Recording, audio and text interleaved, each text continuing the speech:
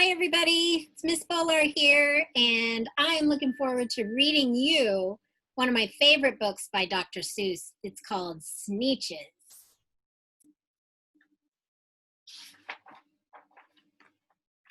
The Sneetches. Now the Starbelly Sneetches had bellies with stars.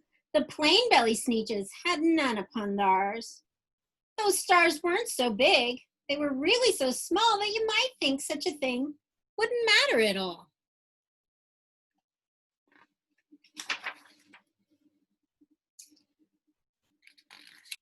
But because they had stars, all the Starbelly Sneetches would brag, "We're the best kind of Sneetch on the beaches." With their snoots in the air, they would sniff and they'd snort. "We'll have nothing to do with this plain belly sort." And whenever they met some, when they were out walking, they'd hike right on past them without even talking. When the Starbelly children went out to play ball, could a plain belly get in the game? No, not at all. You could only play if your bellies had stars, and the plain belly children had none upon theirs.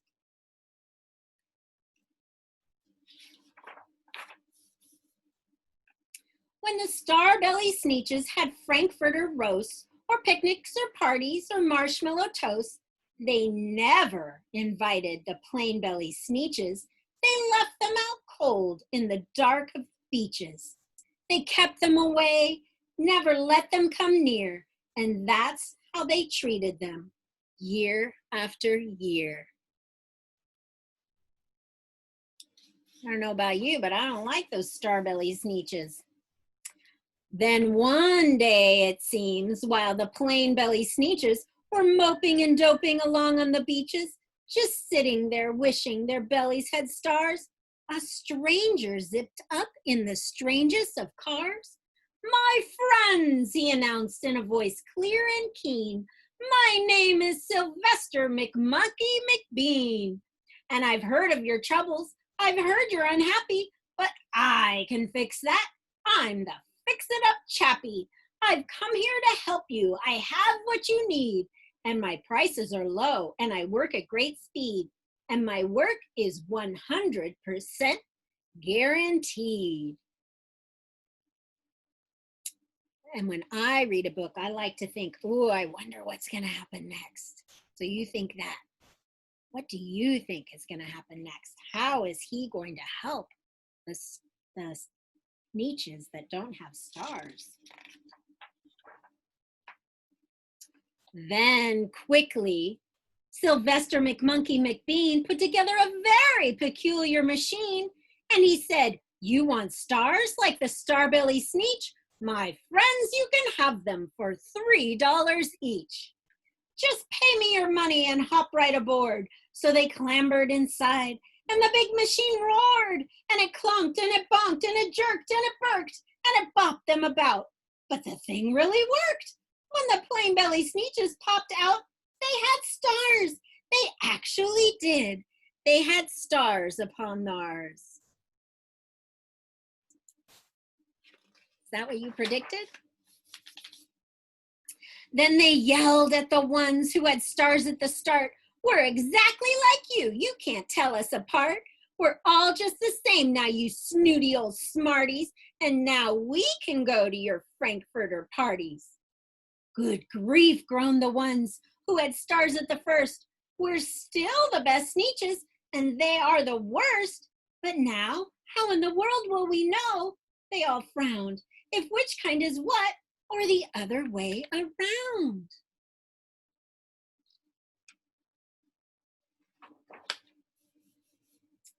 Then up came McBean with a very sly wink, and he said, "Things are not quite as bad as you think.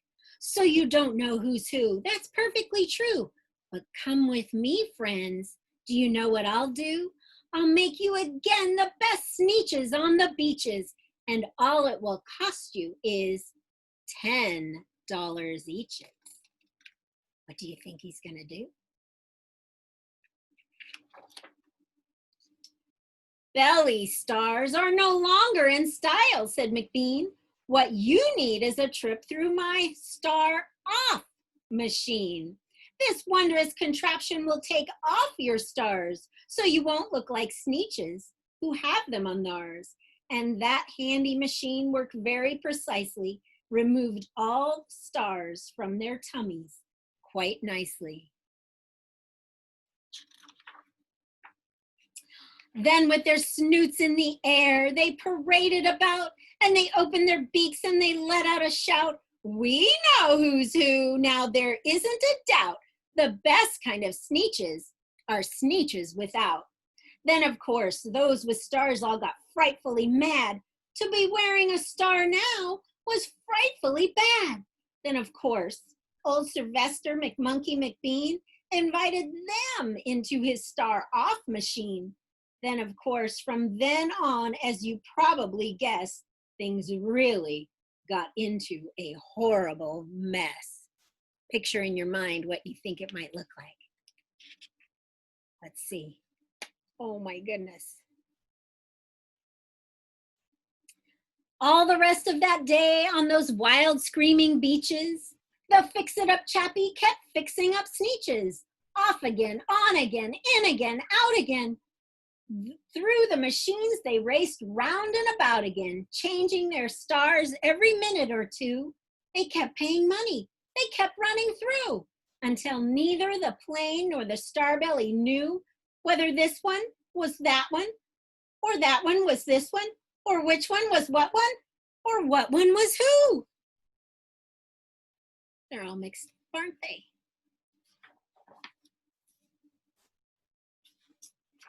Then, when every last cent of their money was spent, the fix-it-up chappie packed up and he went. Wow, look at all his money. And he laughed as he drove in his car up the beach. They'll never learn. Nope, you can't teach a Sneetch.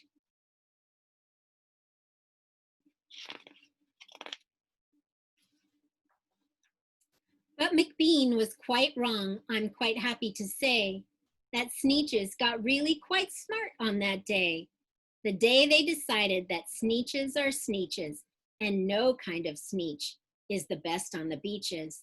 That day, all the Sneetches forgot about stars and whether they had one or not upon theirs.